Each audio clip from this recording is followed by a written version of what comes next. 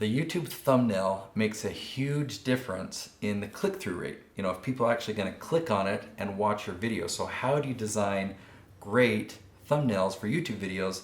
Valerie has that question. I'm going to teach her how to do it. You can watch with us.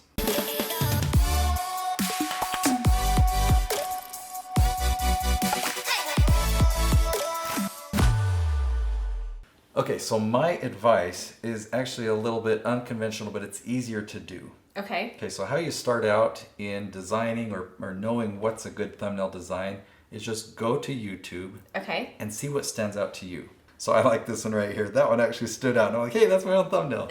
Just my eyes were just drawn to that one. So my team did a good job on that one. And that one just went live today. Okay. You know, so you just look at each thumbnail. Does this one stand out? Like, I'm not really compelled to click on that. But you know, moving again, this is probably a vlog, so people who know who this is and follow it, they're going to recognize that. And they're going to want to know why she's sticking her tongue out and looking like that, right? So somebody stops a couple of Mormon missionaries. It's kind of a boring thumbnail, but I don't know if it's a good click-through rate. It's got 22,000 views. So this is, you know, bold. It stands out. It catches my attention. The colors are really bold. Stop doing this. You know, what's she doing? And so I read the title, 5 Habits That Make People Instantly Dislike You. So that's thumbnail, in my opinion, is like, yeah, that really creates curiosity. Whenever I design a thumbnail, that's what I'm trying to do, is create curiosity. I don't want to answer questions or give statements. I want to create curiosity. So as we look through, let's see what thumbnails create curiosity. It's like how to command respect. Okay, this is a how-to. I don't think that's the most compelling thumbnail. But look who's in the photo. Yeah. Okay. So we've got Iron Man there or whatnot, and so it's done well. In my mind though, could have picked better phrases, or I don't know, maybe I'm wrong. I mean, they're laughing, so it makes me think, okay, what are they laughing at? Okay, what's this awesome mix cassette tape? I don't know. This one, it's bread. I'm not really curious. I'm like, is that a factory? I mean, I don't know. Maybe I am curious. How it's made. The title makes me curious. I want to know how bread's made in a big factory like that. Now, should your title of your video be on the thumbnail? No. Okay. A lot of people do that. A lot of channels you'll find do that. Let's see if we can find an example. So this is how to play football with these guys, and this is how to play football with these people. That's a waste of space.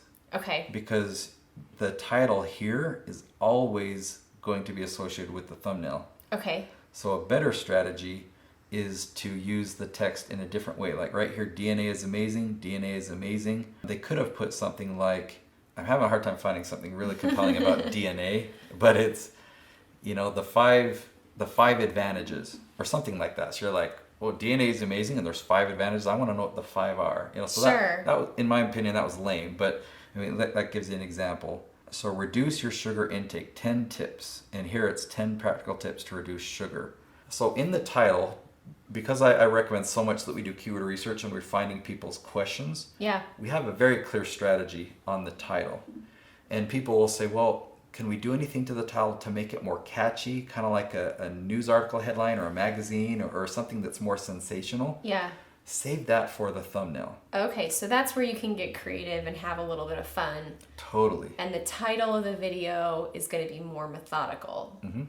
Okay. Okay, I need to find a resource, but I shared it. All right, so what I brought up on the screen, this is just a photo that I took of a printout in a manual. I attended an event and I loved it. I loved it. So this is kind of like fill in the blank of what your title could be. So this is a resource that I gave to my team I just barely gave this to them. So what's the blank of blank, or number ways to master your blank? So these are what I'm suggesting would be great to use as your thumbnail text, if you use text under thumbnail. Yeah. So that it's more compelling, it creates that curiosity, it's using powerful language. Anytime that there's 5 ways to master your health, or 5 ways to master your biceps, I don't know. You know, triple your weight without food. I don't know. So it's like, wow, how do you do that? So again, when you create the title of your video, that's where we want the search phrase, because that's what it's going to rank for. Okay. But you can be really creative and use tools like this to come up with something that creates more curiosity in the thumbnail. Okay. Wow, that's a cool tool. All right, let's go back to YouTube. Who is an influencer that you know that's on YouTube? You know, I really like Pat Flynn's content. So I want to see if Pat Flynn has a theme. He's creating a product, by the way, that I'm real excited to come out this summer. I know, it's super So awesome. cool. Okay, so here's Pat Flynn, and when you click There on... are several different ways to generate... Thank you, Pat. If we click on videos, it gives us a big, broad view. Does he have a theme? Kind of looks like he doesn't have a theme, but he does put a lot of attention into his thumbnails. Yes. All right? Okay. So I would say study his channel and see if there's something you like, see if there's something that you don't like. Everyone's different than another, and I bet it's working for him. I'm going to go see Marie Forleo. I think she has a theme, just to give you another example. Okay. Or she has multiple themes. All right, so now look at this. All the thumbnails are looking very similar. There's this black box with the white text at the bottom. There's faces in everyone. Looks like she does a lot of interviews now. If we go back in time, she's used this theme for a very long time. Okay, back here, before she started using that black box. So I guess she thought, oh, the black box makes the text more legible.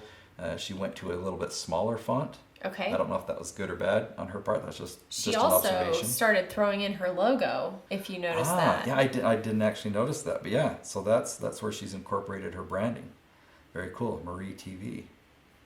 So let's go back even further. You'll see that she used to have a different logo, and that's what she had on her thumbnail, and it was less descriptive. She started, so some people will tell you, oh, don't put text on your thumbnail, but I found it works for our type content, the how-to type content. Okay. But for others that are more entertaining, they want a shot of the adventure. You don't need text, so it just depends on the type of channel. All right. So my recommendation in answering the question, how do I design a good thumbnail, is to study what other people are doing. Find something that you like. If you find a channel that you know is successful and you like their style, go from there. You don't have to exactly copy it, but Sure. get your inspiration from it and start from there. And then here's how you know if you're on the right track or not. Once you're up to a pace of getting 100 views in the first couple of days, you can do A/B split testing.